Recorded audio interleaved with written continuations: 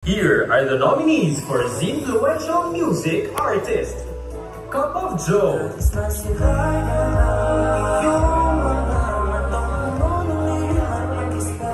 Dionella,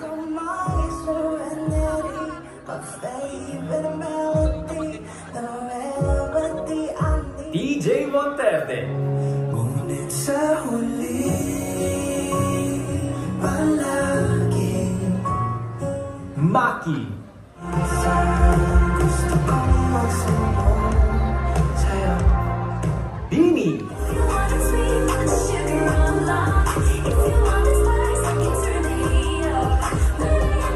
SB19, Kento.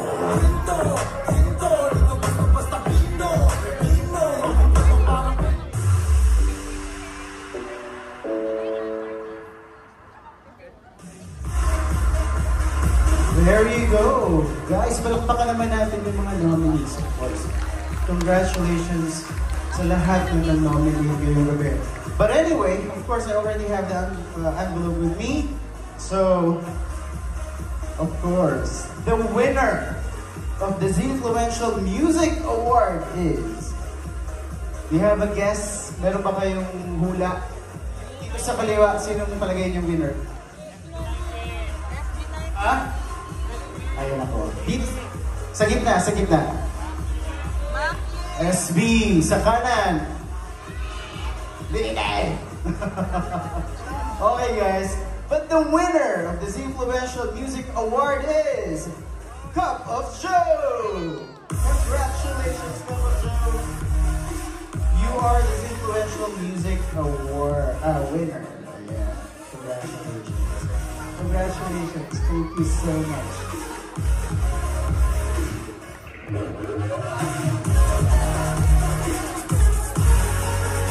Alright, Zinsters! Buhayin po ba kayo?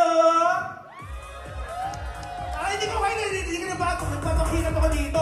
Isa pa, buhay mo ba kayo? Tamang behavior, tamang behavior. Wait lang, nagka-vertigo ako. Pero ito, ladies and gentlemen, up next, we are turning the vibes way up. So this next act is one of the freshest and fastest rising names in OPM right now. Ayun nga. Pero ito nga po talaga. Ha? Kumain na kayo? Okay. Mamaya may after party tayo kung mag-stay kayo dito. Okay ba tayo? Ano ang thoughts niya sa ating mga winners so far? Okay ba? Okay ba? Alright, tamang behavior. So ito na nga, from music to fashion to sports, kailangan magdagdag pa tayo ng isa pang bagong category next year eh. May recommendations ba kayo for the next category? Ganda-gandahan. Nako po. Ano ba? Lande? Ay! Nako po. Kapag content po, hindi po pwede ganun. Pero PG-13 po. PG tayo dito. Okay. Pero ito nga, ano? Maligo? Malandi. Ganun pa rin, ano ba yan? Oo. Pero yun nga, napakarami natin mga iba't ibang talents na push dito sa creation. Pero let's move on to our next performer. This band, equipped with promising original compositions and easy camaraderie. Camaraderie is one of today's breed of exciting acts. They are the 2023 Breakthrough Artist of the 36 Awit Awards and got to represent the Philippines at the RIUH X ASEAN 2025 in Kuala Lumpur, Malaysia. And they're also our Zinfluential Awards Breakout Artist of the Year. Kaya naman, ladies and gentlemen, let me introduce you to Hey June! Good evening ulit, Zin! Maraming salamat sa parangal and itong tututugin po namin para sa lahat ng malabo ang mata. This one's called LASIK.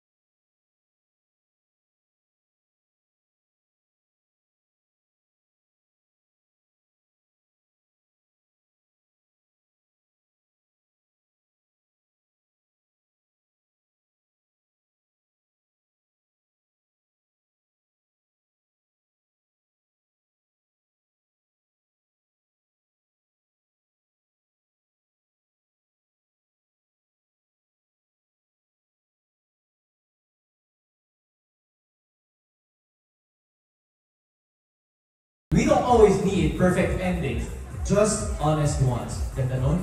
Sino yung sinusulat nun? Ganda nun? When we lose our light, we choose to fight to find it again. Alam mo na? Steps na dramatic na naman ako. Wala yung mga drama, yung mga... Wala yung script na ba? Sorry.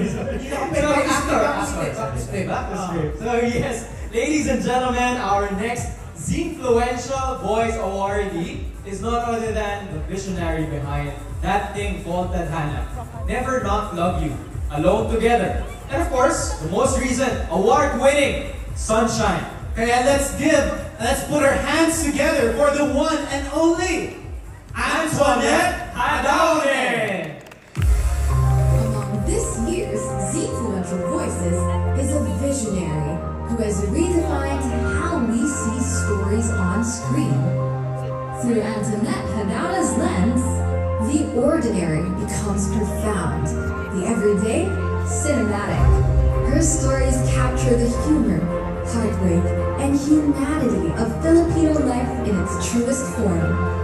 With her recent film, Sunshine, she once again proves that storytelling can illuminate truth, spark empathy, and connect communities. For her artistry, authenticity, and her enduring influence in Filipino cinema, Z proudly honors Antoinette Hadaone as one of this year's Zinfluential Voices, a filmmaker whose stories continue to shape culture, conversation, and the heart of our times. Hello everyone, I'm sorry I can't be there to personally accept the award. Maraming salamat Zine for this year's recognition as part of this year's Zinfluential Voices. Such an honor to be included alongside creators who continue to shape the way Filipinos see themselves on screen and beyond. Babagunin ko ang pagkilalang ito sa bawat kwentong isusulat ko. Thank you Zine for celebrating Filipino stories and for this meaningful recognition. Hello everyone, I'm sorry I can't be there.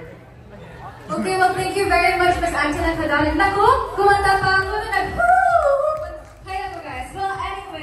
to continue with our music category, I would like to welcome our CEO and President of Creative